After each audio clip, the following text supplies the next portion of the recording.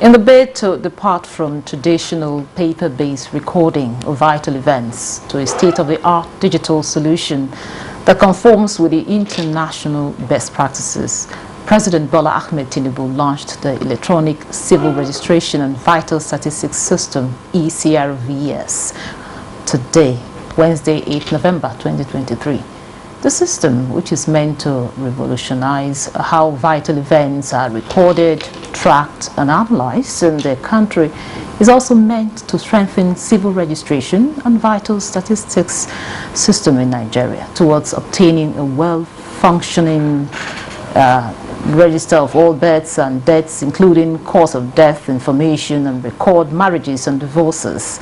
Chairman, National Population Commission, Isa Kwara, explained that benefits of the launch goes beyond checking of census enumeration, as it will overhaul the process of registration of births and deaths, and launches Nigeria into the attainment of the SDG Goal 1692, legal identity for all, even as it lays a solid foundation for an efficient civil registration and vital statistics system in Nigeria. Apart from the fact that the registration is now digital, what is unique about the registration process? What are the methodology for the deployment of the registration process, and when will the use of this application become operational? Guests on Nigeria today will shed more light on these and more as we discuss civil registration and vital statistics in Nigeria. Thank you for joining us in Nigeria today. I am your carrier, Clinton.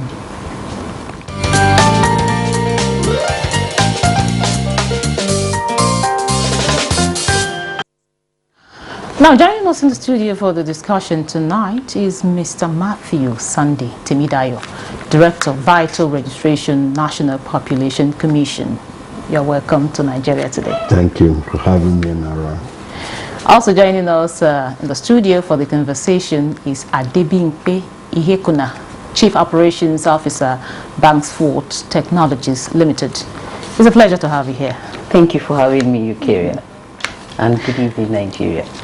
Now, I will start with you. Ladies first. Okay. So tell us all about the ECRVS. Tell us all about it. Just break it down for, Okay. The ECRVS, the Electronic Civil Registration of Vital Statistics System, is simply an automated version of the old CRVS used by the NPC in recording vital life events one at a time.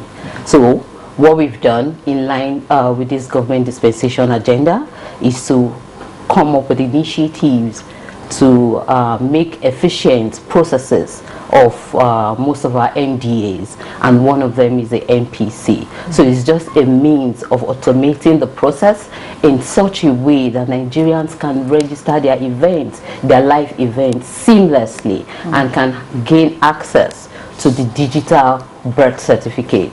Beyond just registration, it also allows Nigeria as a country to be able to store data, which is very vital, and to be able to use such data for national planning, which is very critical.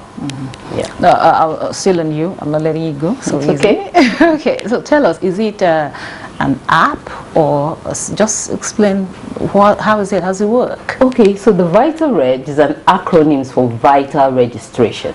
So it's a web-based solution that enables the entire registrars of the National Population Commission to profile them such that they are able to attend to Nigerians who wants to register their events at any point in time. It's also a system that is built on an open API where you can have hospitals plug into it as well, and they are able to register events right there and then when they occur. Okay. So, Mr. Matthew, now to you.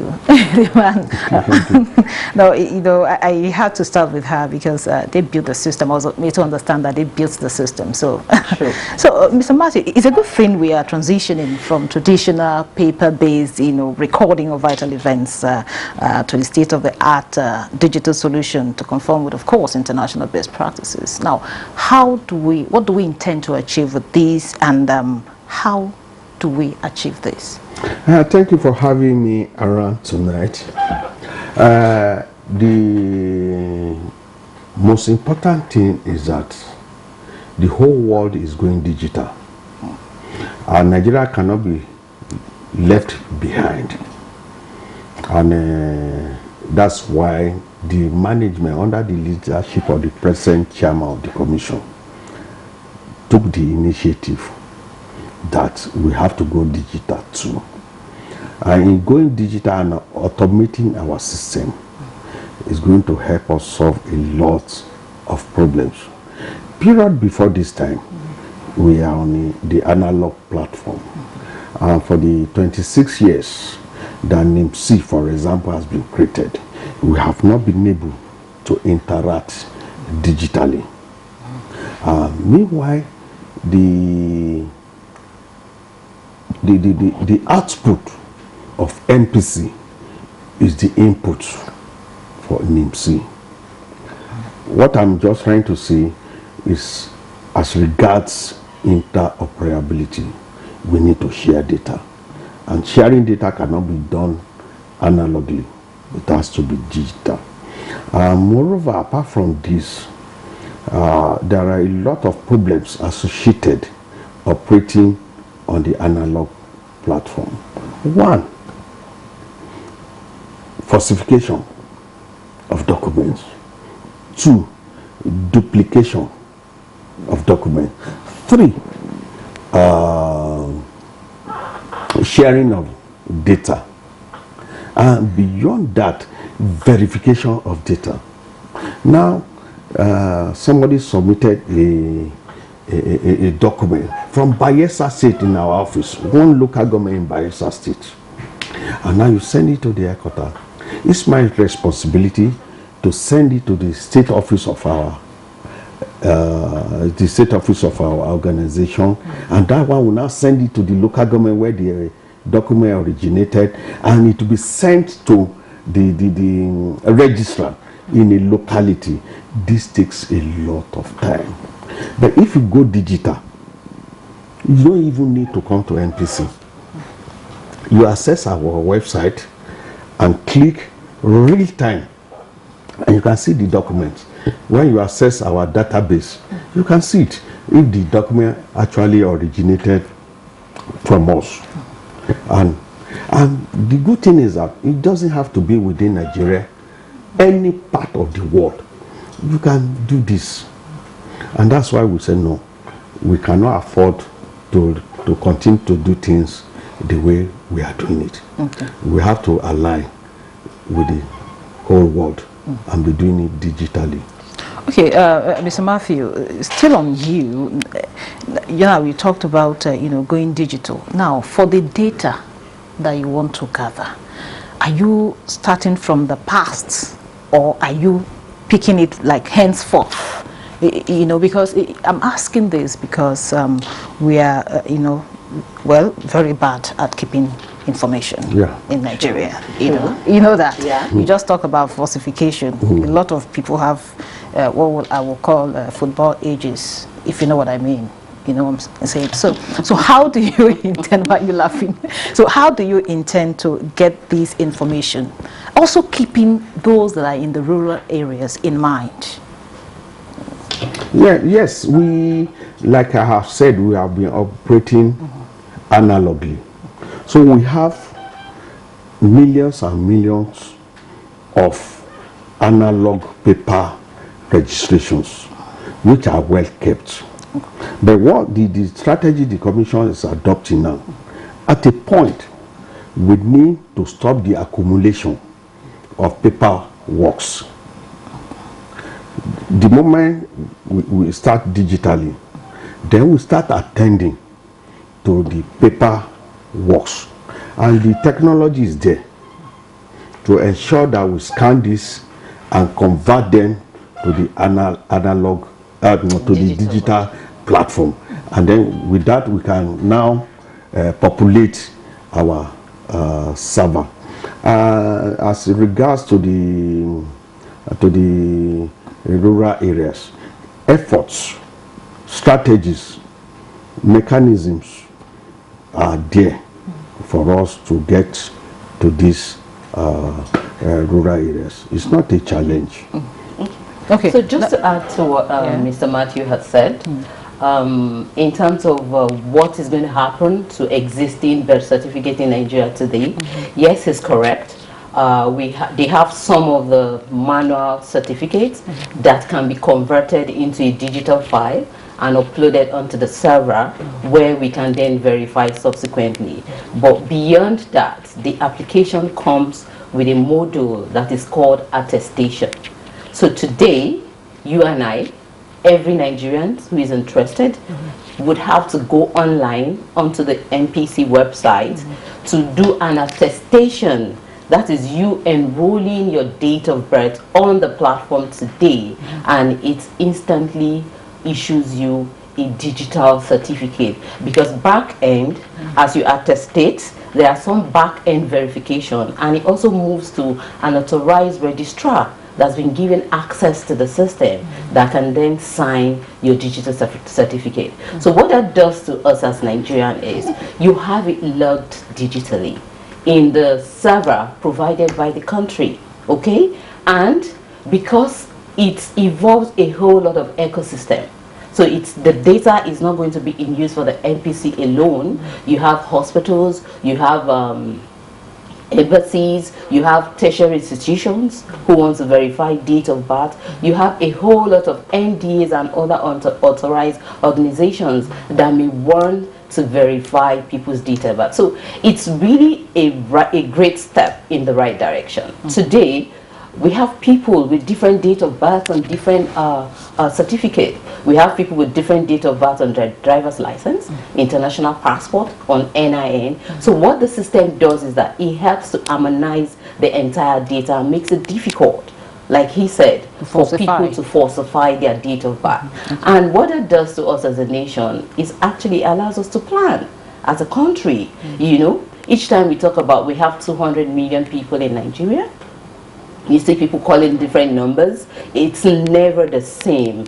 And in terms of talking about the segmentation of our data, what percentage are adults, what percentage are female, what percentage are below specific age band, and what have you. So this system is not just to register the birth, and it's just to do your attestation. It provides a whole lot of data analytic capability back end that any authorized institution or organization can actually leverage to take a decision that is near accurate, if not accurate. So it's a very, very great investment that the Nigerian government has embarked upon. In terms of addressing possible issues in rural areas, that was also factored. So the system that was built has an online capability. What do you mean by that? Offline, I mean, rather. Okay, offline. Okay. Yeah. So if you're in a rural area, the registrars are there. They are staff of NPCs are all over Nigeria. So today we do it. So the only problem is that we do it manually. So based on the system, the registrars can actually register citizens in those locations, local government or wards or what have you, even without an internet. But after which, when they connect to where there's an internet, it automatically uploads. Okay, sorry to stop you there, Adebimpe. Now, Mr. Matthew, the reason why I'm so interested in the people in the rural areas, because you talked about registering births. You know, there are some people that go to, untrained local midwives.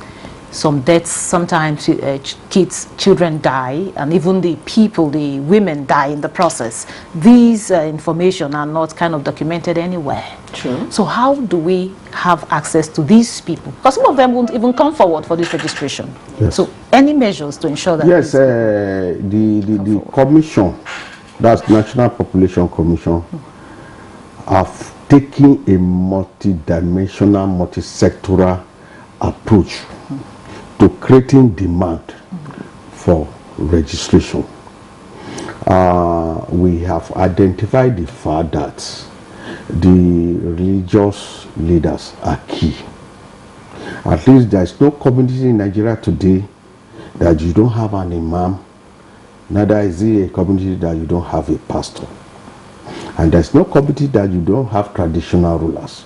Or chief priests. Your chief priest. These are our key partners. And beyond that, we have what we call the TBAs, traditional birth attendants. In communities where health facilities are not available, where people give births at home, it's mostly traditional birth attendants that take care of them. And all these people we are taking into this To cognizance. And we are working with all of them. And beyond that, we are doing a kind of aggressive publicity and sensitization, most especially with the traditional institutions. If you were at the villa today, you will see we brought a lot of traditional rulers, because there's no way we can do without these people. They are the people closest to the communities, and these are the people that will help us spread the message that this. And beyond that, even the women group, the children. The children must not just be seen, they must be heard. We are bringing the children inside this, and we are doing everything, and we are not even relying upon the conventional media. We are going beyond the conventional media. But meanwhile, that does not mean the conventional media is not important. Like as I'm sitting down here, NTA is our partner. We are number one. Yes, number one. And NTA is helping us to spread the message. Like yesterday, we were here, the pre-launch media engagement, and today the post-launch Media engagement. Engagement is here again today. Okay. No, I didn't think you know, we estimated to be over 200 million. And now you... That's what we were told. Yes, that's what we were told. Okay, now your company, your organization is building the system. So tell us more about the capacity and if there are other functionalities of this system. All right. Thank you, Eukaria. Just like Mr. Matthew had said, the system comes with a number of modules. It's actually in modules. Remember, we're talking about registering life events one at a time. So if you look at the metamorphosis of man, you have the birth, you have marriage, you have death, and all of that. And because the purpose of this system is to capture the entire data that would enable and enhance effective planning. So you have the birth module, where you register birth, and you have the attestation, like I said earlier, where you have to, you know, register your birth. Then you have marriage notification. Okay, you know, NPC do not tie couples, but the information is also very critical. You also have divorce notification, as well as death when they occur. And like he said, the target market is not just Nigerians, residents in Nigerians. Nigerians living abroad, that's Nigeria in diaspora, can as well register their birth and register other events, you know, because they are Nigerians, right? So like I said, beyond that, there are a whole lot of back-end capability that we can provide for key decision makers to be able to leverage the data to take decisions. Okay, still on you, Adivimpe, what of the confidentiality of this data? Because one wouldn't want someone to stumble on his or her information. Very important. Okay. Very important. So maybe before I go to that, we'll talk about in terms of the capacity, because you had asked earlier to say, do we have the capacity to accommodate the entire Nigerian data? Yes. What is good about this system? Because it's a national project, so it's not a joke, okay? So the server, the infrastructure that is supporting this is serverless. You know what I mean? No, so I don't. No limitation. Oh. There's no limitation in terms of the size of the data. In fact, the more data you pump into the server, the more, you know, the server expands. Because it's a national project. In terms of security of data, the data protection law, it's very key, and we are abiding by that. Before this project was approved, it went through different stages with the MPC. So there are authorities within the Nigerian today that will have to go through what you have built, do the proper quality assurance before it was actually approved for us to go live. So all of that we've taken care of. Now, if I may add to what Bimpe has said, in line with the local content policy of this present administration, we look inward. okay. It's only when there's not a company that can fulfill all the requirements to do what we want to do, that's when we can go outside. To be sincere with you, there are about 3 or 4 companies, even from outside. We decided to pick From the inside, which is a good thing. Which is a good thing to encourage they fulfill all the requirements. We have the Like she said, the data security. We are working with NIDA and some other agencies, and we ensure that we are not going outside the law. The data security, the confidentiality, even when we are talking about interoperability, sharing data with other CRVS entities, there is a level of the kind of data access that we can share with you. Mr. Matthew, before you round up there, just tell us, is there any fee attached to it? Because we know that when you want to get your birth certificate, there's a little token. So is there any fee attached to this registration? Yes. But for anybody born and registered within 60 days, the law says it's free. If you register within the 60 days. Within the 60 days of birth. Of birth, okay. Within 60 days. But at the same time, the law gives MPC the power to decide on what the charges will be. Now, we are collaborating with UNICEF, and UNICEF says, MPC, can you please step down this? Because we are begging, we have millions and millions of children that are unregistered. And if we say because the law has empowered us and we want to charge, we may scare away this unregistered. So you're calling for collaborators to subsidize the price? No, the fee. UNICEF just say no. Okay, why don't we exercise that power? That power, yes. So for now, let us capture those children. Okay. And what we are doing now, at a point, we are emphasizing on under 5. And at a point, we are emphasizing on under 1. Okay. If we are able to capture the children as they are being born, then it means there will not be backlog. Okay. So there will even be, at the end of the day, there will be the issue of charging. Okay. What about children like us? Yes. For like I said, we said from age 0 to 17. We still make it free. Okay, but for adults like you, that fail to children okay, like children like you and myself. Yes, I'm sure you're not under 17. So what's your answer 16? So all right, for our own category, that's what we call attestation of birth. Okay. So for people that have not registered themselves, the commission is charging an affordable price token. Okay. Thank you so much. Thank you so much. That has been Nigeria Today. I'd like to appreciate Mr. Matthew Sunday Timidayo, Director of Vital Registration, National Population Commission, for being part of the program. Thank you so much for coming. And also Adebimpe Ihekuna, Chief Operating Officer, Banksford Technologies Limited. Thank you so much for coming and sharing your Thank you for having me, Nigeria, and well done. Thank you. That she's 16.